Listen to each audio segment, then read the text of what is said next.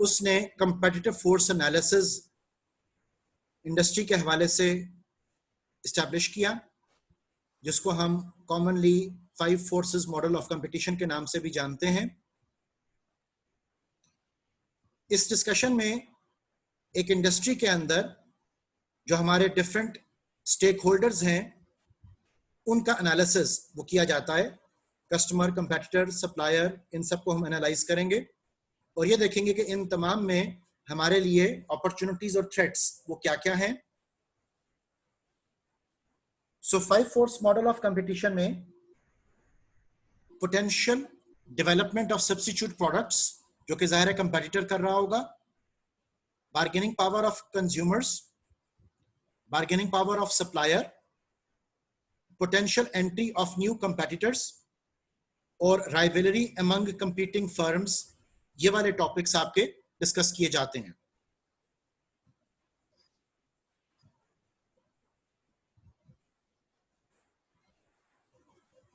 एक मार्केट को समझने के लिए, जैसा आपके सामने स्पेक्ट्रम ऑफ कंपटीशन में दिखा रहा हूं, एक मार्केट को समझने के लिए मार्केट की जो डिफरेंट सिचुएशंस हो सकती हैं, जो मार्केट कंसंट्रेशन हो सकती है, जिसको हम कंपेटिटिव इंटेंसिटी का भी नाम देंगे, इसको समझना वो जरूरी है।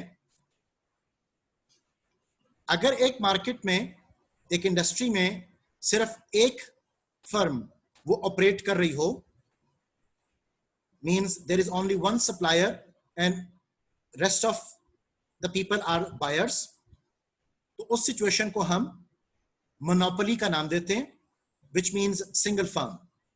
और इस केस में आपकी जो कंपेटिटिव इंटेंसिटी है वो मिनिमाइज होती है और आपके जो प्रॉफिट्स होते हैं वो मैक्सिमाइज्ड होते हैं। उसके लिए हम एक टर्म अब यूज करेंगे known as PIE, PIE, which means potential industry earning. ठीक है, तो मोनोपोली के केस में आपकी पोटेंशियल ऑफ इंडस्ट्री अर्निंग्स वो मैक्सिमम काउंट की जाती हैं। आप super normal profit, abnormal profit वो अर्न कर रहे हो।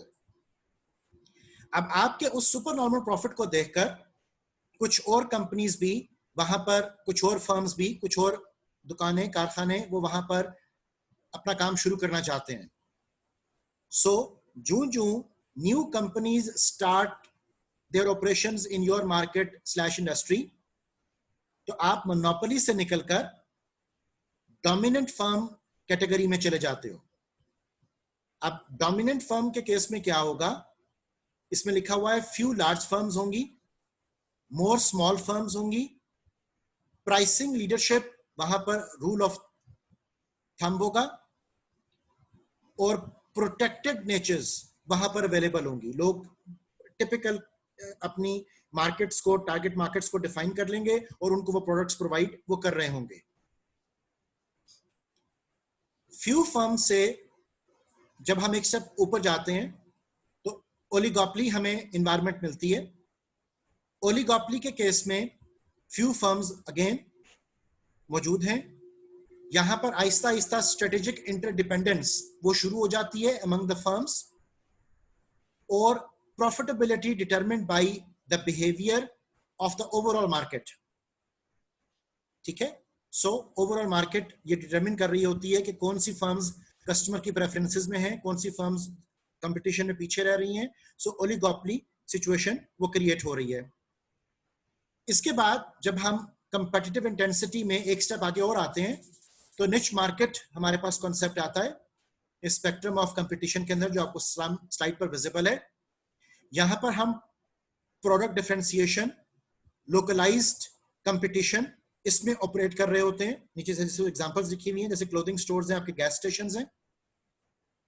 और इसके बाद एक स्टेप जिसमें कि कंपेटिटिव इंटेंसिटी मैक्सिमम हो जाती है, दैट इज परफेक्ट कंपटीशन। और परफेक्ट कंपटीशन के केस में there are many firms, no product differentiation और प्राइस बेस्ड कंपटीशन जो है वो शुरू हो जाता है, जैसे आपकी डिफरेंट कमोडिटीज की मार्केट्स वो डेवलप होती हैं। जो आप मोनोपोली से dominant firm, oligopoly, niche market, perfect competition की तरफ डेवलप करते हो, आपकी इंडस्ट्री प्रॉफिटेबिलिटी कॉरस्पॉन्डिंगली कम होती जाती है, आपका potential of industry earning correspondingly कम होता जाता है, यहां तक कि परफेक्ट कंपटीशन के केस में आप नॉर्मल प्रॉफिट्स अपने हासिल कर पाते हो। दूसरी इंपॉर्टेंट चीज before we start the Porter's 5 discussion is to understand the industry evolution. ठीक है, कि कोई भी इंडस्ट्री वो किस तरीके से इवॉल्व करती है over a period of time, उसका जो लाइफ साइकिल है उसमें क्या क्या तब्दीलियां रूनुमा होती हैं। सो टिपिकली स्पीकिंग इंडस्ट्री का जो लाइफ साइकिल है उसकी stages can be introduction, growth, maturity and decline. लेकिन आप इसको फर्दर भी सेग्रीगेट कर सकते हो, जैसे आपका इंसेप्शन, इंसेप्शन के बाद इंट्रोडक्शन, इंट्रोडक्शन के बाद ग्रोथ, ग्रोथ के बाद शेकआउट, शेकआउट के बाद मैच्योरिटी, मैच्योरिटी के बाद बूम, बूम के बाद डिक्लाइन, डिक्लाइन के बाद रिसेशन, रिसेशन के बाद डूम और डूम के बाद रिकवरी। ठीक है, तो ये हमारे पास ज्यादा डिटेल्ड, आपको मैंने एक ट्रेडिशनल कॉन्सेप्ट से निकलकर एक डिटेल्ड ओवरव्यू बताया कि किस तरीके से इंडस्ट्री लाइफ साइकिल जो है वो डिफरेंट स्टेजेस से गुजरता है। मैं एक दफा फिर आपके लिए बेटा रिपीट कर रहा हूं, इंसेप्शन, इंट्रोडक्शन, उसके बाद growth, shakeout, maturity, boom, decline, recession, doom और रिकवरी। ठीक है, सो इंट्रोडक्शन के केस में जनरली आपको जो एनवायरनमेंट फेस करनी पड़ रही है कि वहां पर कंपटीटर्स कुछ होते हैं क्योंकि इंडस्ट्री अभी स्टार्ट हो रही है और इंडस्ट्री यूजुअली लॉसेस में वो चल रही होती है। उसके बाद ग्रोथ में इंक्रीजिंग सेल्स एंड प्रॉफिट्स और न्यू कंपटीटर्स वो मार्केट में आना शुरू हो जाते हैं, सप्लाई बढ़नी शुरू हो जाती है। मैच्योरिटी के केस में सैचुरेशन हो जाती है, विच मींस कि supply is trying to become equal to the demand. Declining profits हो जाते हैं, स्टैंडर्डाइज्ड फीचर्स प्रोडक्ट्स के अंदर आ जाते हैं और इंडस्ट्री शेकआउट, जैसे आपको मैं एक सेपरेट स्टेज के तौर पर भी बता रहा हूं, आपको वो एनवायरनमेंट देखने को मिलता है। और शेकआउट का मतलब ये होता है कि स्मॉलर फर्म्स जो सस्टेन नहीं कर सकती इंडस्ट्रियल प्रेशर्स को, वो मार्केट छोड़ जाती हैं या बड़ी फर्म्स उन स्मॉलर फर्म्स को एक्वायर कर लेती हैं। इस सिचुएशन को हम शेकआउट का नाम देते हैं। उसके बाद आपको मैंने बताया था बूम, बूम आपका अपर सिचुएशन, अपर लेवल होता है कि जब आप मैक्सिमम इंडस्ट्री सेल्स को अचीव वो कर लेते हो और maximum supply in the market वो अवेलेबल हो जाती है। उसके बाद आपका जो स्टेज शुरू होता है लाइफ साइकिल का, ये डिक्लाइन का स्टेज शुरू होता है। और ये याद रखिएगा कि जो लाइफ साइकिल का स्पैन है ये कोई फिक्स नंबर ऑफ ईयर्स नहीं होते, इसके ऊपर बहुत से वेरिएबल्स डिपेंड कर रहे होते हैं। आपकी प्रोडक्ट नेचर क्या है, आपके कस्टमर के रिस्पॉन्सेज क्या है, आपकी मार्केट सिचुएशन क्या है, गवर्नमेंटल पॉलिसीज क्या है, इकोनॉमिक सिचुएशंस क्या है, बहुत सारे फैक्टर्स मिलकर इस बात को डिटरमिन करते हैं कि आपने ये जो एक पूरा साइकिल अपना पूरा करना है ये कितने अरसे में आपकी इंडस्ट्री पूरा वो कर पाएगी। इसी तरह डिक्लाइन सिचुएशन में देखिएगा कि डिक्लाइन की सिचुएशन में डिस्प्लेस बाय सब्स्टिट्यूट प्रोडक्ट्स, नई प्रोडक्ट्स मार्केट में आनी शुरू हो जाती हैं, कंपटीशन अपने आप को दोबारा से इवॉल्व करने की कोशिश कर रहा होता है, प्रॉफिटेबिलिटी ड्रॉप कर जाती है और only few large scale players can survive और स्मॉलर फर्म्स उस डिक्लाइन स्टेज को आमतौर पर बियर वो नहीं कर पाते हैं। ठीक है, so that is how the industry evolves over the period of time.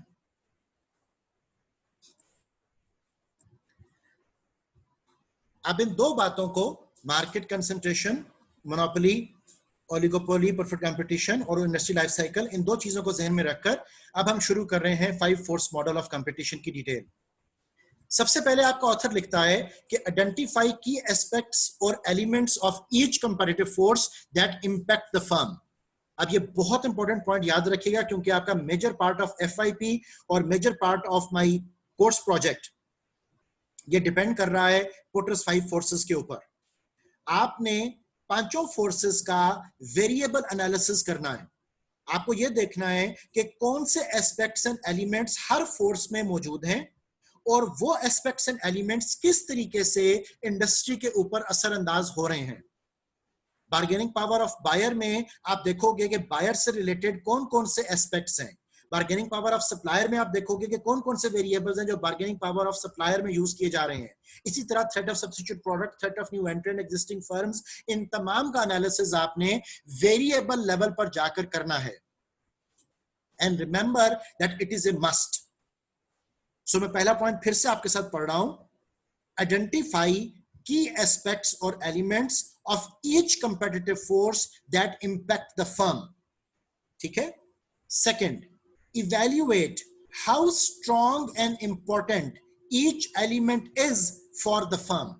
फिर हम ये देखते हैं कि हर एक एलिमेंट जो हमने पिक किया, वो एलिमेंट हमारी फर्म के ऊपर जो असरअंदाज हो रहा है, वो स्ट्रांगली इफेक्ट कर रहा है, वो मॉडरेटली इफेक्ट कर रहा है, कि उसका इफेक्ट वीक है.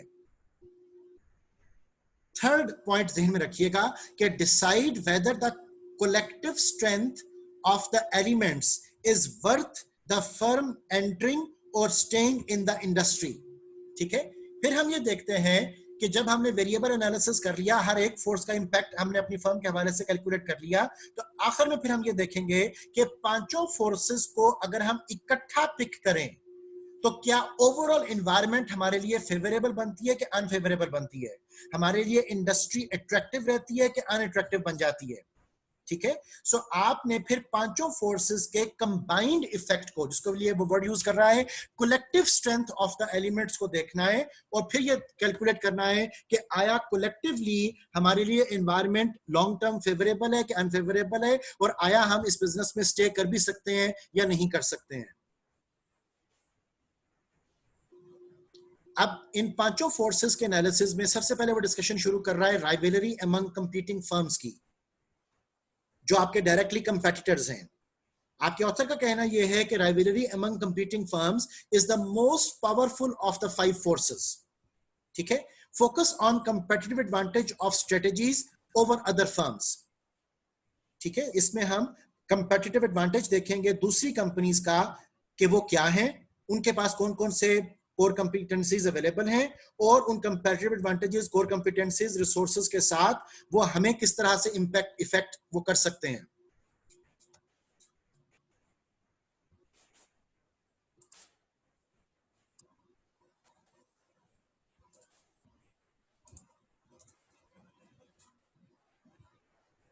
अब हम उन कंडीशंस को देखेंगे that cause high rivalry among competing firms. जो अभी आपको मैं पिछली स्लाइड पर बता रहा था कि आपने वेरिएबल एनालिसिस करना है, तो बेटा ये 15 एस्पेक्ट्स उन्होंने आपके लिए आइडेंटिफाई किए, जिन 15 एस्पेक्ट्स के हवाले से आपने अपने कंपटीशन को वो स्टडी करना है, और ये देखना है कि इन 15 एस्पेक्ट्स में कौन सा एस्पेक्ट वो स्ट्रांगली इफेक्ट कर रहा है, मॉडरेटली इफेक्ट कर रहा है, या वीक इफेक्ट है उसका. अब जब हम एनालिसिस शुरू करते हैं कंपीटिंग फर्म्स का, तो सबसे इंपॉर्टेंट पॉइंट सबसे पहला लिखा हुआ है कि high number of competing firms. आप ये कैलकुलेट करो कि वो कंपीटिंग फर्म्स तादाद में कितनी है. ठीक है? और जो भी वो कंपीटिंग फर्म्स हैं, आपको साथ ये भी देखना होगा कि वो कंपीटिंग फर्म्स लोकल लेवल की फर्म्स हैं, रीजनल लेवल की फर्म्स हैं, नेशनल लेवल की फर्म्स हैं, या वो फर्म्स एमएनसीज हैं. Second point, similar size of firms competing. ठीक है? जैसे भी आपको मैंने बताया कि वो लोकल लेवल है, रीजनल लेवल है, आप ये देखोगे कि आप किस लेवल पर ऑपरेट कर रहे हो, ताकि आपको ये पता चल सके कि आपसे सिमिलर फर्म्स जो हैं, जो डायरेक्ट राइवलरी में आपके साथ हैं, वो कौन कौन सी हैं. Similar capability of firms competing. जाहिर है कि ये पॉइंट आप तभी डिस्कस कर पाओगे जब आपके पास कंपेटिटिव इंटेलिजेंस वो मौजूद होगी. आप कंपेटिटिव इंटेलिजेंस को कलेक्ट करने के लिए हमारे पास कई टेक्निक्स हैं. हम पब्लिक प्रोनाउंसमेंट्स को देखते हैं, हम कंसल्टेशन रिपोर्ट्स देखते हैं, हम इंडस्ट्रियल जो डिफरेंट न्यूज पब्लिश हो रही होती हैं, हम उनको देखते हैं, हम कंट्री रिपोर्ट को भी देख सकते हैं, उसमें भी इंडस्ट्रीज का कुछ ना कुछ एनालिसिस आपको मिल जाता है. उसके अलावा हम एक टेक्निक यूज करते हैं which is known as grapevine. Grapevine technique के तहत इनफॉर्मल गेट टुगेदर्स में जो डिफरेंट ऑर्गेनाइजेशन के मैनेजर्स बातें डिस्कस कर रहे होते हैं, उन बातों को हम टेक्निकली स्ट्रेटेजिकली पिक करते हैं, और उन इंफॉर्मेशंस को हम यूज करेंगे for making our own strategies when we will be back in our organisations. So grapevine is another technique to collect the competitive intelligence. Next point आप साइड पे देखिएगा. फोर्थ पॉइंट हम देख रहे हैं कि following demand for industries products. इनको हम देखेंगे कि इसका एनालिसिस करेंगे कि एक इंडस्ट्री के अंदर कौन कौन सी प्रोडक्ट्स जो हैं वो पॉपुलैरिटी गेन कर रही हैं, कौन सी प्रोडक्ट्स जो है वो ऑब्सोलीट हो रही हैं, ऑर्थोडॉक्स हो रही हैं, कस्टमर की प्रेफरेंसेस से बाहर जा रही हैं. सो डिमांड जो सिचुएशन है इंडस्ट्री के अंदर, उसको कैलकुलेट किया जाता है. इसी तरह following product service prices in the industry, ये एक इंडिकेशन हो सकता है कि कंपीटिंग फर्म्स की जो राइवलरी है वो स्ट्रांग है, मॉडरेट है कि वीक है।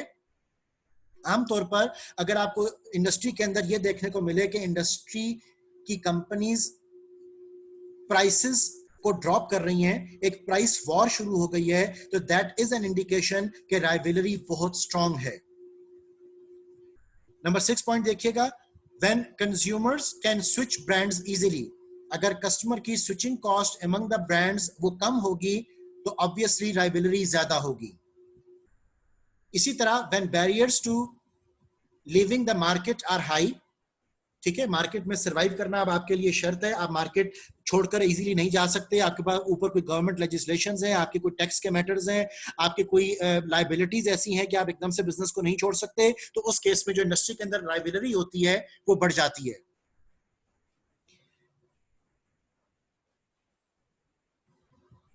नंबर 8 पॉइंट देखिएगा, when barriers to entering the market are low, जब सबके लिए आसान हो कि वो वहां पर बिजनेस शुरू कर सकते हैं तो राइवलरी इंक्रीज कर जाती है।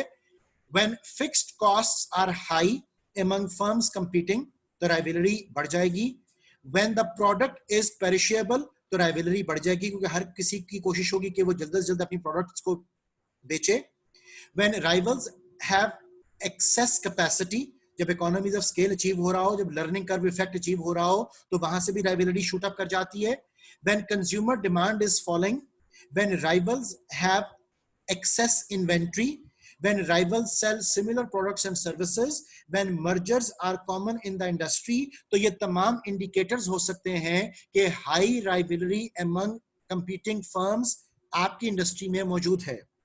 लेकिन अगर इनमें से जो नंबर ऑफ वेरिएबल्स इफेक्ट कर रहे हैं वो कम हो तो राइवलरी उसी के कॉरेस्पॉन्डिंग जो है वो रिड्यूस करती जाएगी।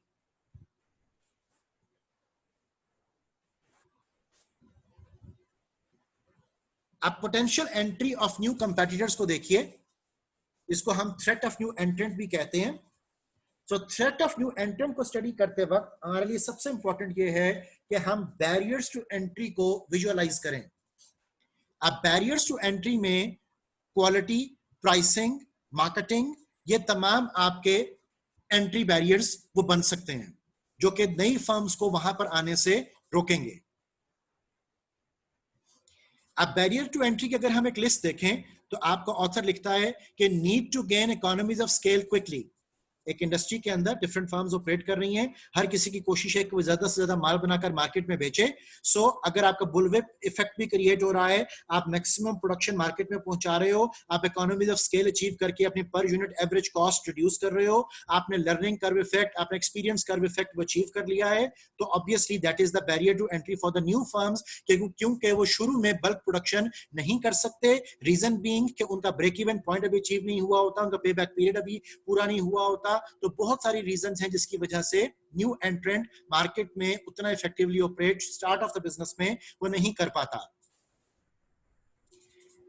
Need to gain technology and specialised know how, ये एक आपका एंट्री बैरियर है, क्योंकि अगर आपको इंडस्ट्री का एक्सपीरियंस अभी नहीं है, आपके पास कस्टमाइज्ड टेक्नोलॉजी अभी अवेलेबल नहीं है, या टेक्नोलॉजी अवेलेबल है तो वो बहुत कॉस्टली है। सो बहुत सारे फैक्टर्स जो हैं वो एंट्री बैरियर का सबब वो बनेंगे। इसी तरह बेटा लैक ऑफ एक्सपीरियंस आपके पास है, स्ट्रॉन्ग कस्टमर लॉयल्टी अगर ऑलरेडी क्रिएटेड हो तो ये एंट्री बैरियर होगा, स्ट्रॉन्ग ब्रांड प्रेफरेंसेस अगर इंडस्ट्री में क्रिएटेड हैं तो ये एंट्री बैरियर है, large capital requirement entry barrier है, and lack of adequate distribution channels आपके लिए एंट्री बैरियर्स का काम वो कर सकते हैं। यहां पर आपको सिर्फ मैं एक जेनेरिक सी लिस्ट बता रहा हूं, आपकी स्पेसिफिक इंडस्ट्री जिस पर आप काम कर रहे होवोगे हो सकता है कि उसके एंट्री बैरियर्स इनके अलावा भी बहुत से पॉइंट्स वो हों।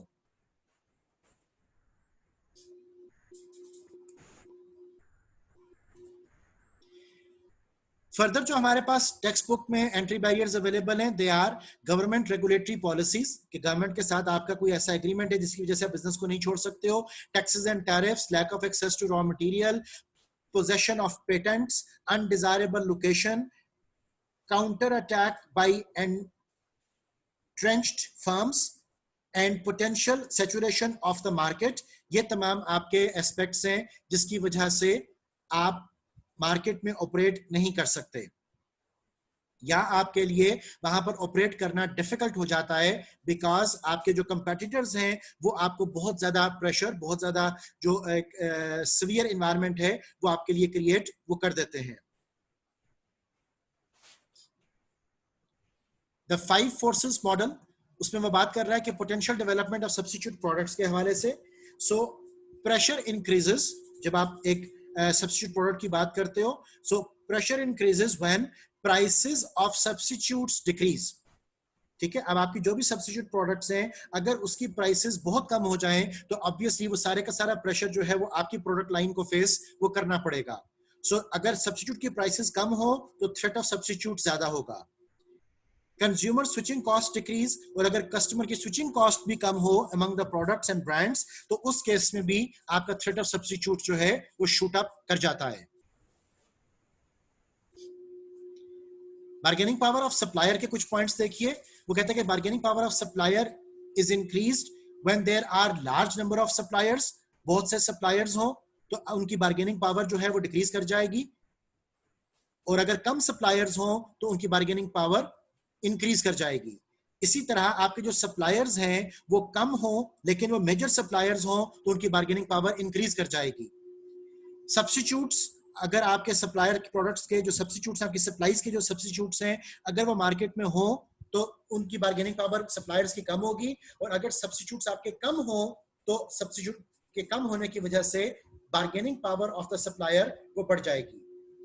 Likewise cost of switching raw material is high, अगर रॉ मटेरियल की कॉस्ट ऑफ स्विचिंग हाई है तो बार्गेनिंग पावर ऑफ सप्लायर भी हाई होगी, और अगर स्विचिंग कॉस्ट कम है तो बार्गेनिंग पावर ऑफ सप्लायर भी कम होगी।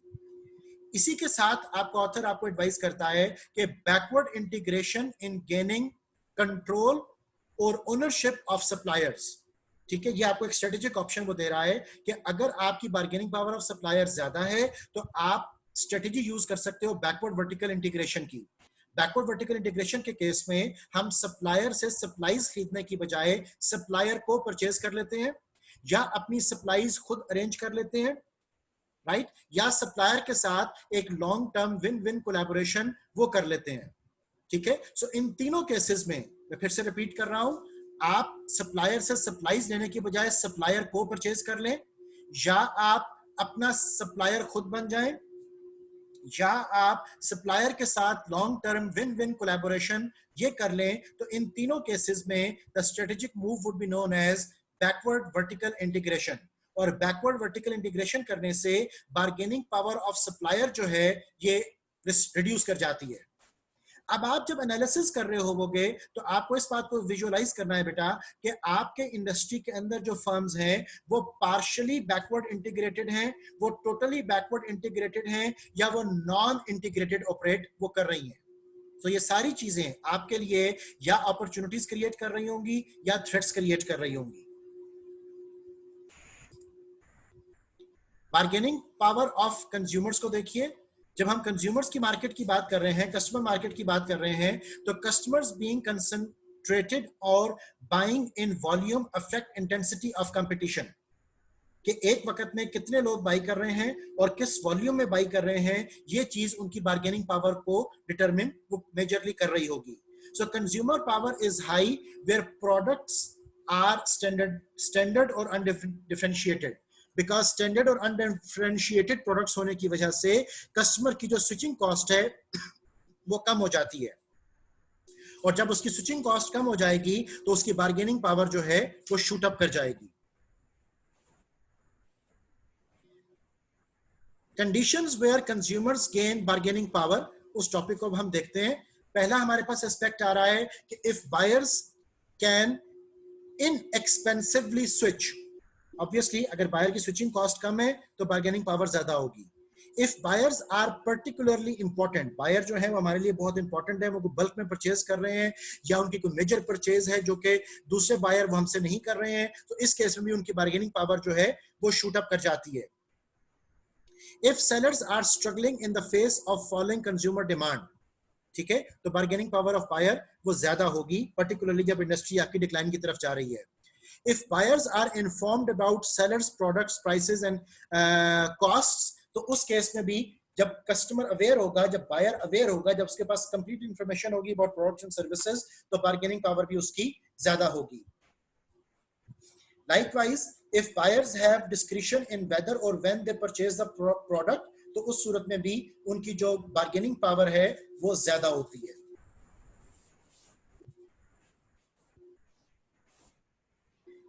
अब आपके लिए ये 5 फोर्सेस हमने देखी. इन 5 फोर्सेस को मैं यहां एक स्लाइड पे समराइज करके आपको दिखा रहा हूं. यहां पर bargaining power of customer, bargaining power of supplier, threat of new entrants, threat of substitute products, competitive rivalry with in industry. उनके जो मेजर वेरिएबल्स थे वो मैंने यहां पर लिस्ट डाउन आपके लिए किए हुए हैं. इनको एक दफा मेरे साथ दोबारा पढ़ लीजिए ताकि आपका टॉपिक भी रिवाइज हो जाए और आप टेक्निकली ज़हनी तौर पर प्रिपेयर हो जाओ कि आपने पोर्टर्स 5 फोर्स एनालिसिस में किन वेरिएबल्स को काउंट करना है. फॉर एग्जांपल, जब आप बात करते हो बार्गेनिंग पावर ऑफ कस्टमर की, तो बार्गेनिंग पावर ऑफ कस्टमर में concentration of buyers, incumbents are fragmented, product is undifferentiated, switching to another supplier is simple, product is not strategic to the consumer or customer, product can produce the product, the customers can produce the product themselves, means customer भी आपका backward integrate कर सकता है. Customer knows the production costs and customers can integrate backward. तो ये तमाम वो options हैं जो कि bargaining power of customers को बढ़ा देंगी. इसी तरह जब हम बार्गेनिंग पावर ऑफ सप्लायर की बात करते हैं तो few large supplier, no substitute, customers are fragmented, switching cost to another supplier are high, supplier integrated either forward और बैकवर्ड, इकोनॉमीज ऑफ स्केल उसके पास कितना है, डाउनस्ट्रीम मोर प्रॉफिटेबल. अगर वो अपने आप को समझ रहा है, डाउनस्ट्रीम का मतलब होता है कि वो फॉरवर्ड वर्टिकल इंटीग्रेट करके अपने आप को ज्यादा प्रॉफिटेबल बना सकता है, और फॉरवर्ड इंटीग्रेट का मतलब होगा कि वो अपना बायर खुद बन रहा है, मींस एक मैन्युफैक्चरर है, उसके रिटेल आउटलेट्स अपने हैं, तो that is your downstream movement. इसी तरह low barrier to entry downstream, तो अगर barrier to entry downstream industry के अंदर वो कम होंगे तो obviously bargaining power of supplier वो ज्यादा होगी. इसी तरह बेटा इकोनॉमीज ऑफ स्केल हम डिस्कस करते हैं in terms of threat of new entrants में. अब थ्रेट ऑफ न्यू एंट्रेंट की डिस्कशन में हमारे पास economies of scale, high initial investments and fix costs, learning economies, कि आपने कितना learning curve, experience curve effect achieve किया हुआ है, आपकी डेप्रिशिएटेड एसेट्स, आपकी ब्रांड लॉयल्टी, आपकी protected intellectual property, scarcity of qualified resources, access to new raw material, distribution channels, existing players, ये तमाम चीजें आपके थ्रेट ऑफ न्यू एंट्रेंट को डिटरमिन वो कर रहे होंगे. लाइकवाइज जब हम थ्रेट ऑफ सब्स्टिट्यूट प्रोडक्ट्स की बात कर रहे हैं तो थ्रेट ऑफ सब्स्टिट्यूट प्रोडक्ट्स में आपकी better prices, better performance, similar functionality substitutes के हवाले से ये डिस्कस किए जाते हैं. और जब हम राइवल फर्म्स की बात करेंगे तो many small players, high cost to exit, undifferentiated products, compete on price, आपका low brand loyalty, low switching cost, slow और नो ग्रोथ मार्केट, ये तमाम फैक्टर्स हैं जो आपके इफेक्ट कर रहे होंगे 5 फोर्सेस के फ्रेमवर्क को रिलेटेड टू इंडस्ट्री अट्रैक्टिवनेस और अनअट्रैक्टिवनेस.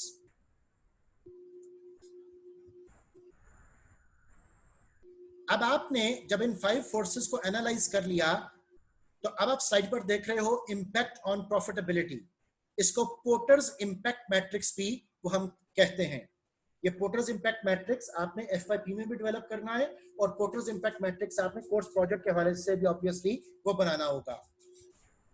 सो पोर्टर्स इंपैक्ट मैट्रिक्स एक डायग्रामेटिक रिप्रेजेंटेशन है जिसमें कि हम एक इंडस्ट्री के बारे में एनालिसिस अपना समराइज करते हैं. लेफ्ट साइड पर देखिएगा आपके पास 5 फोर्सेस हैं. सबसे बिलो देखिएगा आपके प्रॉफिट्स हैं.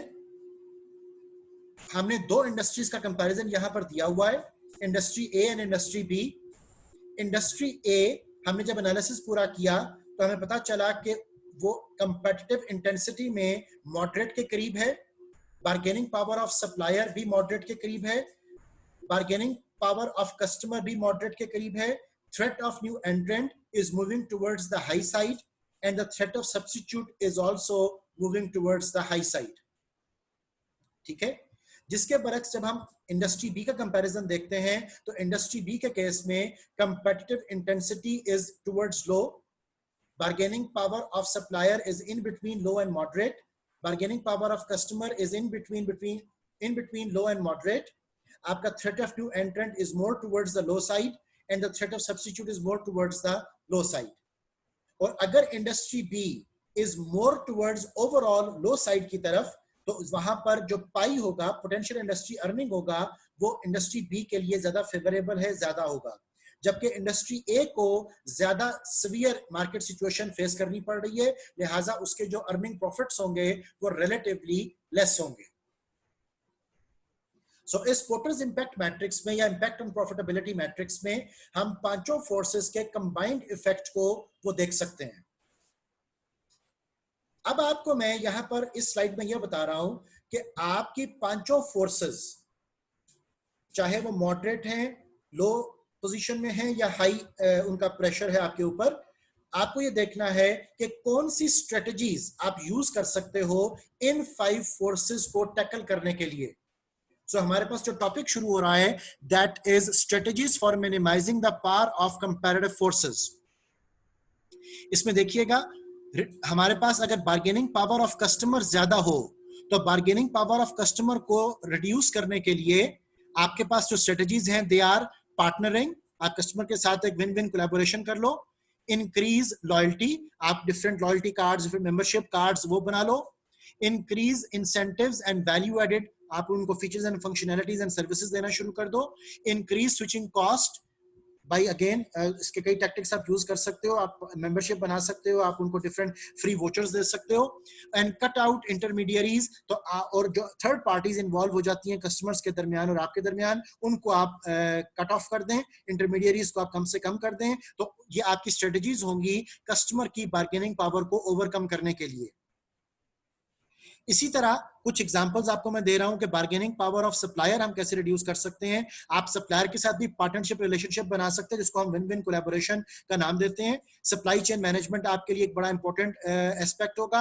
इंक्रीज म्यूचुअल डिपेंडेंसी सप्लायर्स के साथ, build knowledge of supplier cost and methods and either take over the supplier. तो ये तमाम आपके पास बार्गेनिंग पावर ऑफ सप्लायर को डील करने के लिए स्ट्रेटेजिक ऑप्शंस वो मौजूद हैं. जब हम राइवलरी की बात करेंगे, तो reducing comparative rivalry with in firm, जब हम विद इन इंडस्ट्री जब हम बात कर रहे हैं, तो डिफरेंशिएट योर प्रोडक्ट, अपने आप को दूसरों से मुख्तलिफ आप बनाकर पेश करें.